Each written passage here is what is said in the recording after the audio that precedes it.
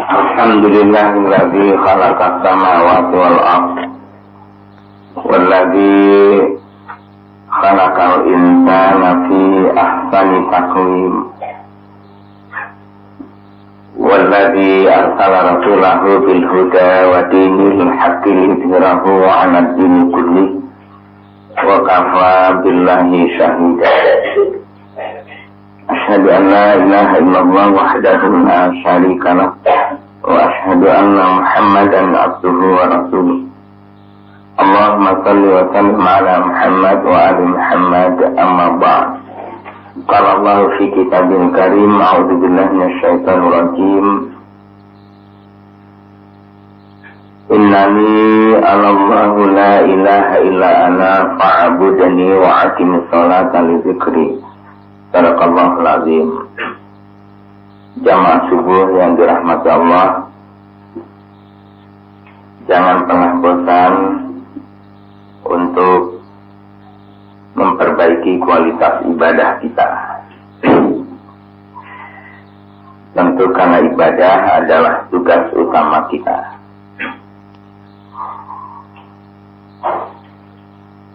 Dan yang kedua, tidak selalu kita bisa beribadah dengan khusyuk, dengan tumakninah. Lebih-lebih kita ini mengidap penyakit yang sama, yakni mudah lupa dan mudah salah. Tidak seorang pun di antara kita yang terlepas dari dua kelemahan ini. Al-insan mahlul khata' wa nisyan. Jadi kita bisa mudah berbuat salah, kita pun mudah berbuat lupa. Subuh tadi mungkin kita demikian khusyuk, tapi kita tidak menjamin siang nanti, duhur, asar, maghrib, isya lebih khusyuk dari sholat yang kita tunaikan pada subuh ini. Atau mungkin subuh ini kita tidak lebih khusyuk dari sholat isya kita semalam. Karena itu, betapapun banyak faktor yang membuat kita mengalami up and down, yazid wa yanqus dalam beribadah, maka kita pun diingatkan untuk tidak bosan-bosan selalu memperbaiki kualitas ibadah kita. Dan yang diharapkan Allah memang kualitas ibadah, bukan sekedar kuantitas ibadah.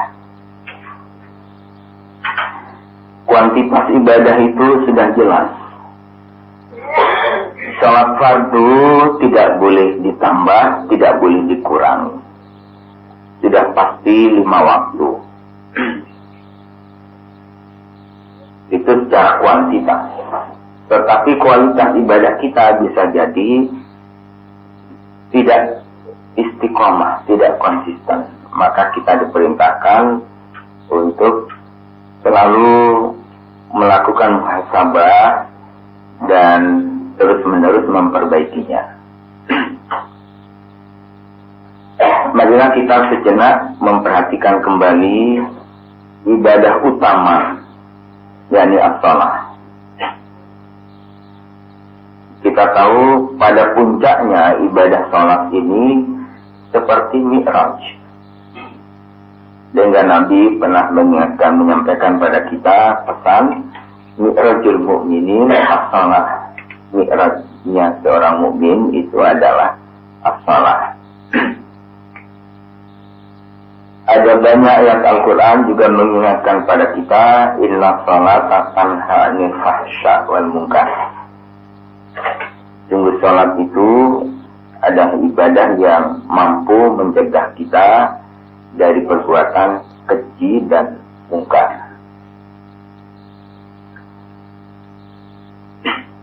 Dan masih banyak lagi fadilah-fadilah, hikmah-hikmah ibadah sholat, keutamaan, hikmah, manfaat, pengaruh sholat bagi kehidupan. Tetapi paling tidak ada 3 pengaruh yang seharusnya bisa kita rasakan ketika kita dapat menjalankan ibadah ini dengan ikhlas, dengan cerdas, dengan sabar, dengan istiqomah, dan dengan totalitas, dengan kafah. Memang untuk memperbaiki ibadah sholat itu paling tidak dengan 5 indikator ini. Yang pertama, kita harus memperbaiki kadar keikhlasan kita, beribadah hanya untuk Allah. Karena itu kita berbahagia menjalankan ibadah itu. Salah satu indikator keikhlasan adalah betapa kita menjalankan ibadah itu dengan tenang, dengan bahagia, dengan bergairah. Nah, untuk itu kita juga diminta memperhatikan agar ibadah sholat yang kita tunaikan dalam keadaan fresh, segar. Jangan saban sholat kita menunaikannya dengan sisa energi. Ya, kita lebih sibuk mengerahkan energi untuk aktivitas lain, tapi ibadah sholat kita jalankan dengan lelah, ya, malas, tanpa gairah. Nah, ini yang semestinya harus kita hindari. Agar kita bisa menjalankan dengan tenang, maka kita hendaknya menjalankan ibadah itu di awal waktu. Jika tidak karena uzur atau karena memang kesibukan yang oleh syariat dibolehkan kita relatif menenggang sholat, maka hendaknya kita menjalankan ibadah ini di awal waktu. Seorang dokter yang tengah berurusan dengan pasien, lebih-lebih pada tingkat gawat darurat, maka diperbolehkan untuk tidak mendahulukan jamaah jika pasien harus diselamatkan. Seorang relawan yang harus menyelamatkan korban gempa, korban Merapi, korban apapun dalam kondisi darurat, maka sholatnya relatif boleh dijamak, ya, boleh sedikit diundur asal tidak ditinggalkan. Tapi jika tidak ada uzur-uzur itu, tidak ada penghalang, maka sebaiknya kita sholat di awal waktu,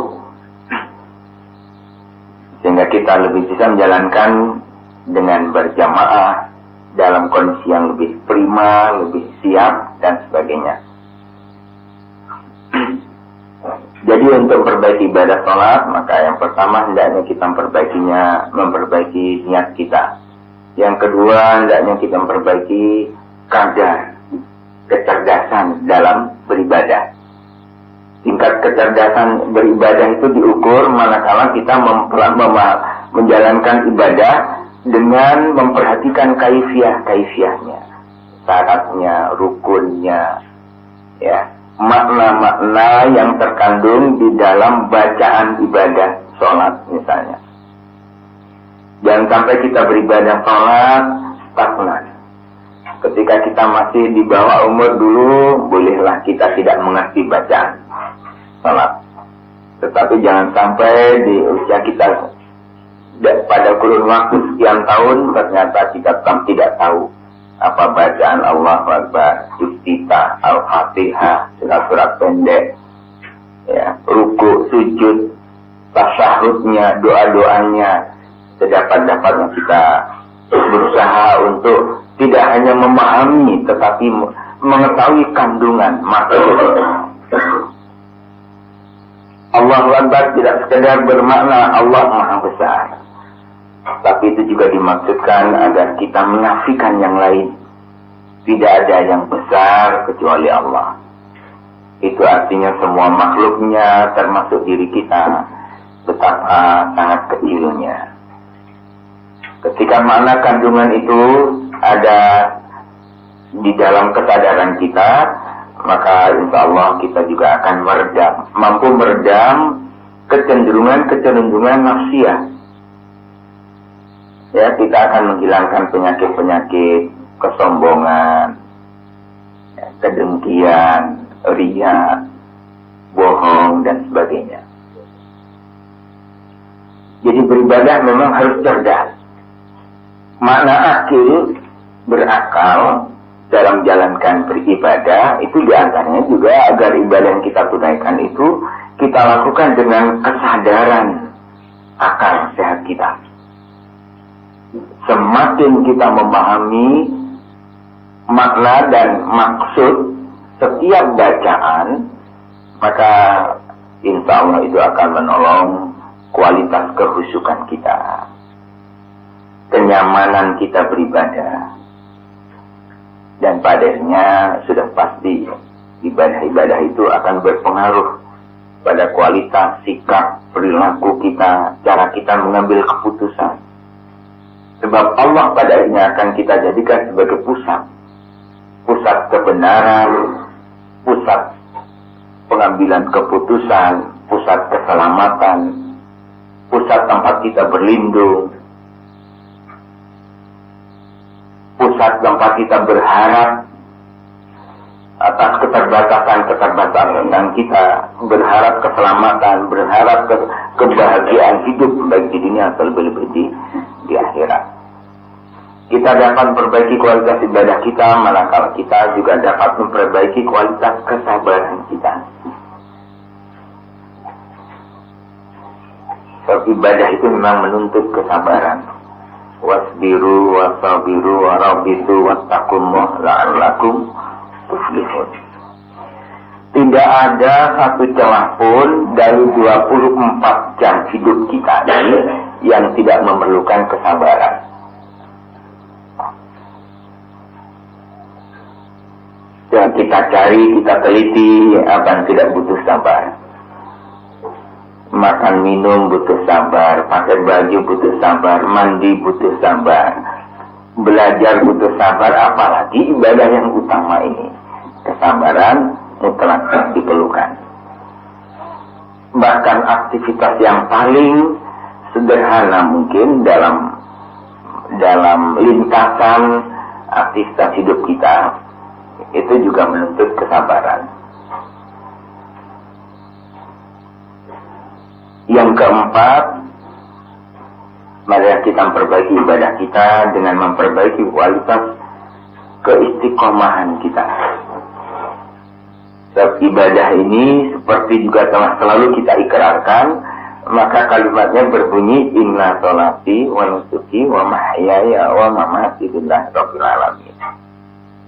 Dalam sehari semalam kita harus membaca doa berharap istiqomah paling tidak 17 kali.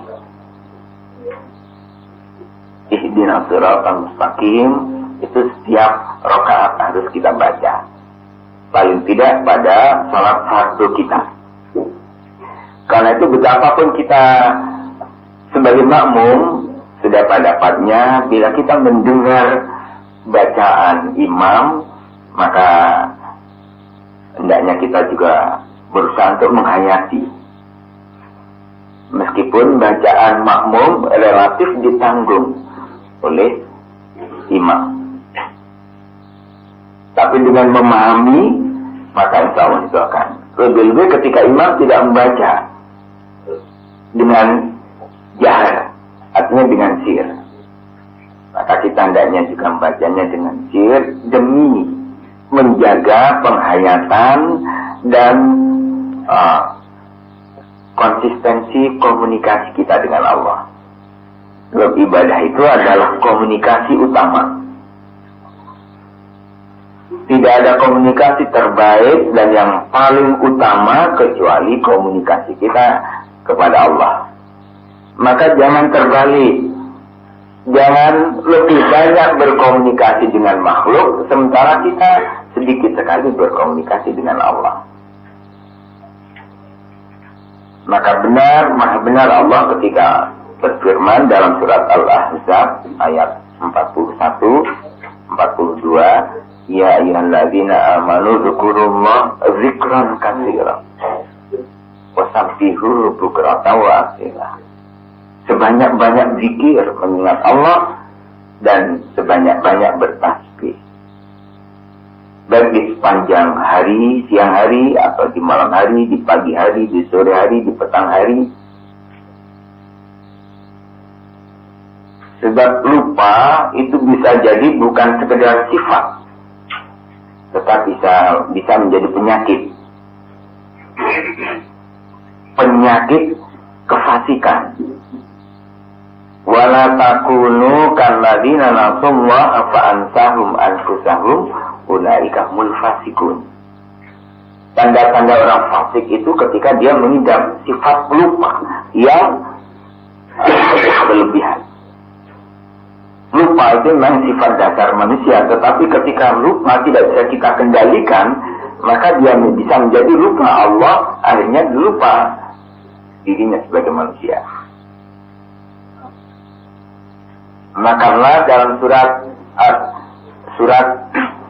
Al-Hasyr ayat 19 itu adalah peringatan agar kita tidak lupa yang berakibat fatal. Kita akhirnya lupa kepada Allah dan akhirnya lupa pada diri kita sendiri. Bayangkan jika sholat saja kita lupa, padahal kita sering sholat lupa. Ya, yang kita ingat justru lebih lintasan-lintasan duniawi.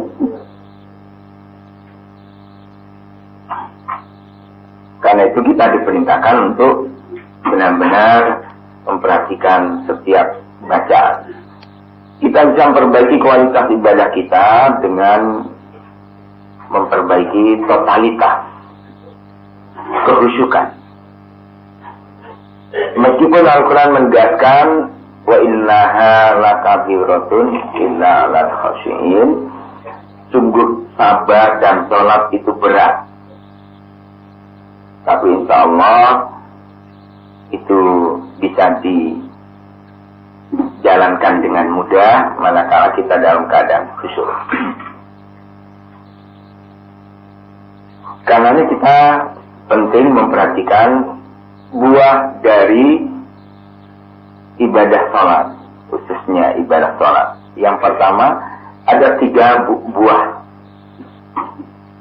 manis dari ibadah-ibadah yang kita tunaikan. Yang pertama, orang yang beribadah dengan sebaik-baiknya, dengan memperhatikan keikhlasan, kecerdasan, dan sebagainya, dia akan memperoleh buah yang pertama, yakni yang disebut kesadaran ilahiyah.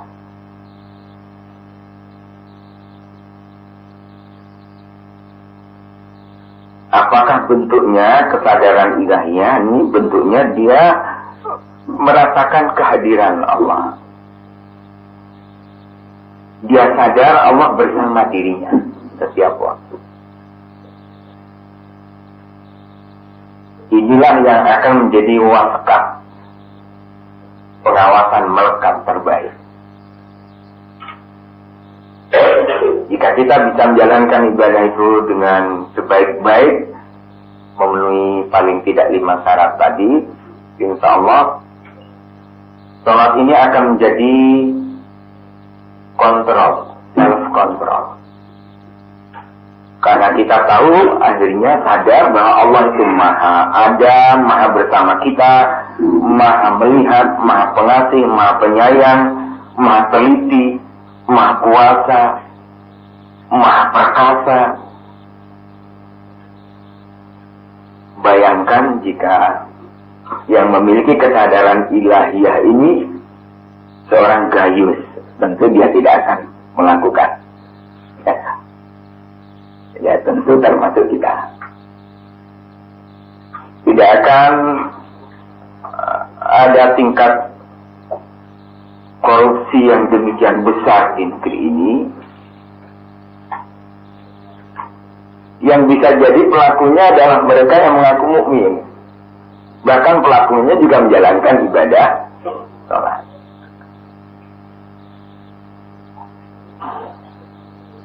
Tetapi ketika ibadah ini tidak membentuk, tidak membuahkan kesadaran ilahiyah, ya kita akan tidak bisa membendung kecenderungan perilaku keji dan mungkar, fahsyah wal mungkar.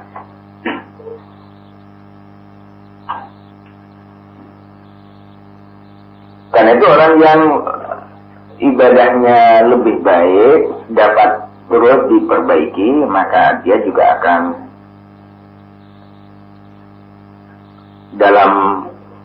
dalam hadis Nabi, bibirnya tidak pernah kering dari menyebut Allah, nama asma Allah, banyak berzikir, banyak beristighfar, dan bukan sekedar zikir-zikir rutinitas.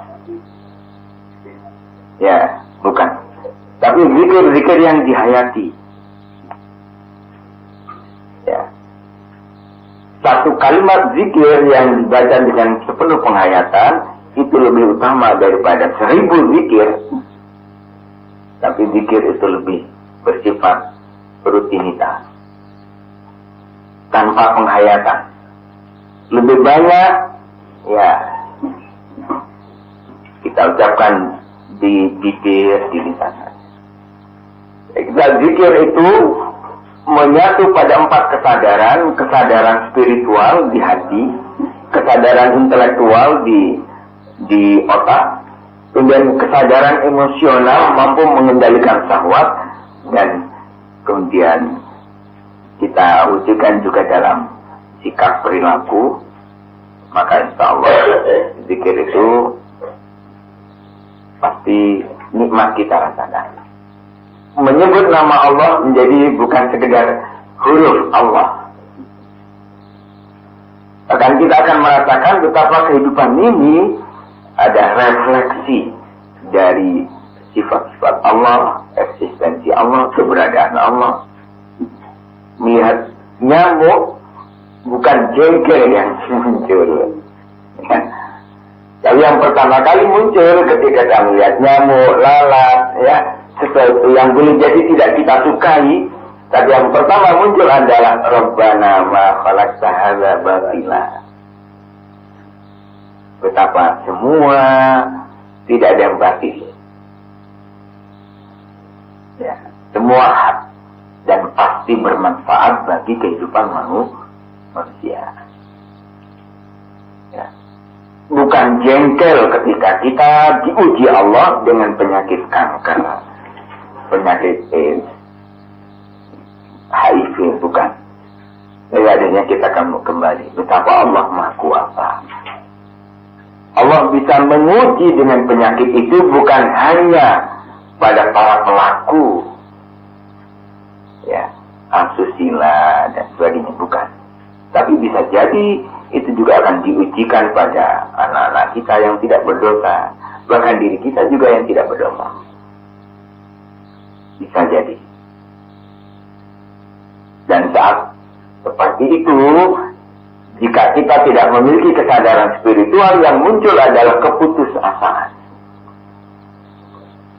sumpah serapah, ya. Dan bahkan kita juga akan merendahkan para pelaku, ya, asusila, tanpa berusaha untuk menyampaikan pesan-pesan dakwah. Padahal betapapun penyakit HIV AIDS itu memang sebagai efek akibat dari perilaku rendah seseorang, tapi dakwah harus terus kita sampaikan agar betapapun penyakitnya tidak bisa disembuhkan, tapi paling tidak Allah bisa mengampuni dosanya. Jika dia bisa kembali, fastiru ilallah. Maka membangun kesadaran ilahiyah ini harus terus kita lakukan. Yang kedua, bila ibadah sholat khususnya dapat kita tunaikan dengan baik, maka insya Allah kita akan memiliki kesadaran insaniyah. kita ini manusia, saudara kita juga manusia. Kita ini setara dan Allah menciptakan kita untuk hidup bersama, ta'awanu 'alal birri wat taqwa. Agar setiap kita mau menegakkan tawasau bil haq wa tawasau bis sabr. Agar sebagai manusia kita tidak merasa lebih baik dari yang lain. Bila sekedar diukur dengan ukuran-ukuran kesukuan, kebangsaan, warna kulit, status sosial, ya, harta dan sebagainya. Sebab nilai kemanusiaan itu, kualitas kemanusiaan kita tidak ditentukan oleh tampang kita, uang kita, harta kita, kedudukan kita, atribut-atribut kita, status sosial kita, asal kesukuan kita, tidak. Inilah kesadaran kemanusiaan. Ketika kesetaraan dan kebersamaan hidup itu ada, maka kita akan melihat saudara kita adalah diri kita. Tidak beriman seseorang sebelum dia merasakan betapa orang lain itu adalah diri kita. Betapa berat kalimat hadis ini. Lebih-lebih ketika kita melihat orang dengan ukuran-ukuran fisik, lahiriah, materi, status sosial, kedudukan dan sebagainya. Sholat, lebih-lebih ketika salam akhir kita ucapkan Assalamualaikum warahmatullahi wabarakatuh, itu adalah salam merangkul, membangun persaudaraan, membangun silaturahim, membangun damai dengan siapapun. Kesadaran insaniah ini adalah kesadaran ketika kita juga mau berbagi, berbuat. Maka Nabi mengingatkan khairun nas anfa'uhum linnas. Sebaik-baik kita setelah kita mengaku beriman adalah yang paling banyak memberi manfaat bagi saudaranya. Dan semua kita pasti bisa memberi manfaat. Mungkin tidak dengan uang kita, mungkin tidak dengan kedudukan kita, ya minimal dengan doa kita. Dengan uang kita mungkin kita hanya bisa menolong 1-2 orang dan tidak selamanya. Tapi dengan doa manusia sejagat bisa kita doakan. Paling tidak saudara kita sesama mukmin wajib kita doakan dengan kalimat Allahumma ighfir lil muslimina wal muslimat wal mu'minina wal mu'minat. Dan itu hukumnya wajib.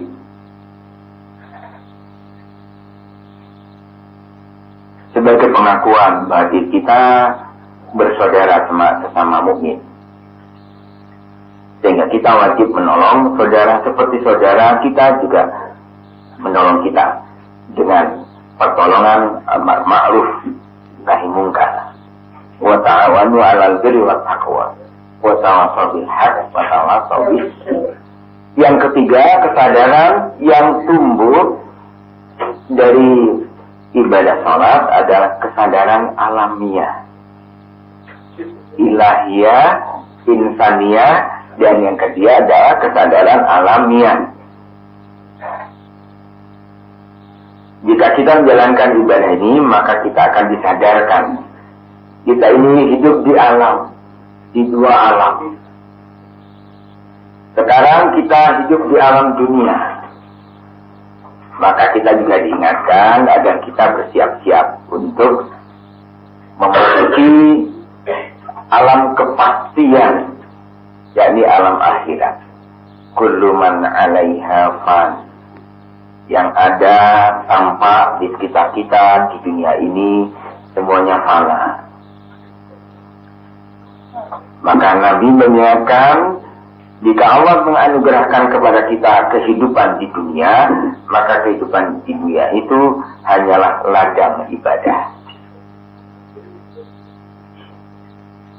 Dan kita memiliki kesadaran alam dunia, maka kita sesungguhnya lebih diharapkan untuk dapat banyak-banyak berbuat di alam dunia ini, untuk dapat memasuki alam akhirat dengan selamat. Apalagi Al-Quran sudah menegaskan wal akhiratu khairu wa abqa.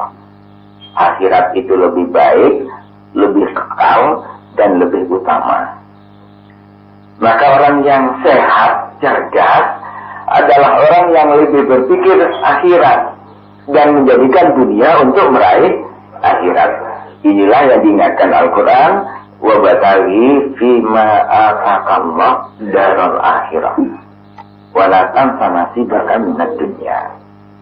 Dan hendaknya kita lebih fokus memperjuangkan kehidupan akhirat. Jadi lebih fokus berjuang untuk kehidupan akhirat tanpa harus melupakan hak kita di dunia.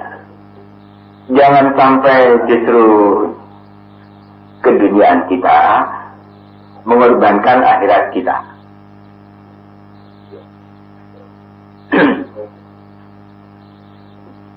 Karena itu Al-Quran menegaskan alam dunia ini sedikit saja. Tapi alam akhirat, dua hal utama dijelaskan dalam Al-Quran. Keindahan surga dengan segala kenikmatannya, tetapi azab yang kedua azab neraka dengan segala penderitaan yang akan dirasakan oleh mereka yang tidak terselamatkan dengan rahmatnya. Saya kira ini pesan subuh, semoga bermanfaat. Ada satu pertanyaan mungkin, silakan. Tentang kesadaran hanya kalau ketika kita melakukan itu apakah kita kesadaran?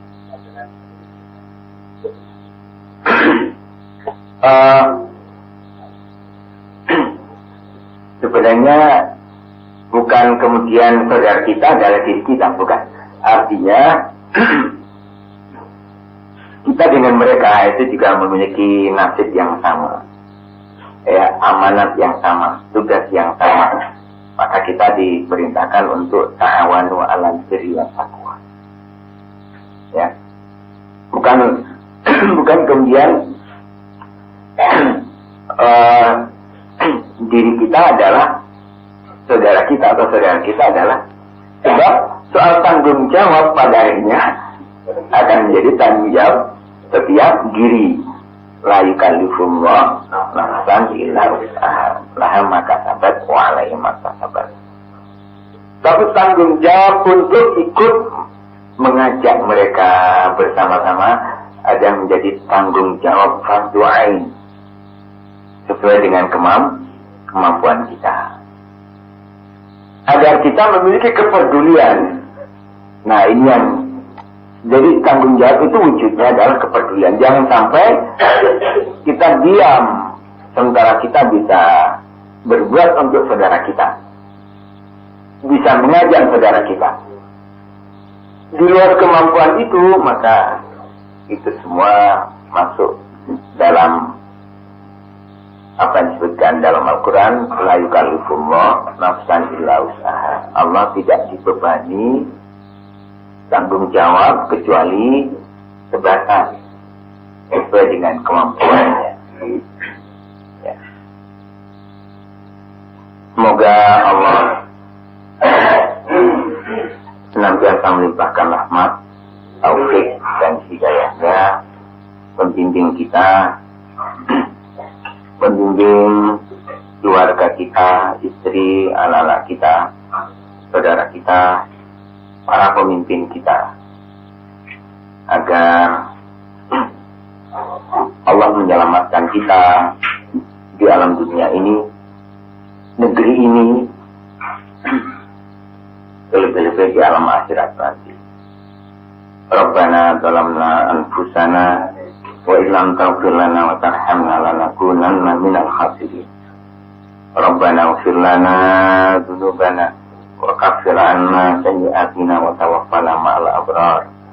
Rabbana hab lana min azwajina wa dhurriyyatina qurrata a'yunin waj'alna lil muttaqina imama. Allahumma a'inna 'ala dzikrika wa syukrika wa husni ibadatik برحمتك يا أرحم الراحمين. ربنا لا تؤاخذنا إن نسينا أو أخطأنا. ربنا ولا تحمل علينا إصرا كما حملته على الذين من قبلنا. ربنا ولا تحملنا ما لا طاقة لنا به واعف عنا واغفر لنا وارحمنا أنت مولانا فانصرنا على القوم الكافرين.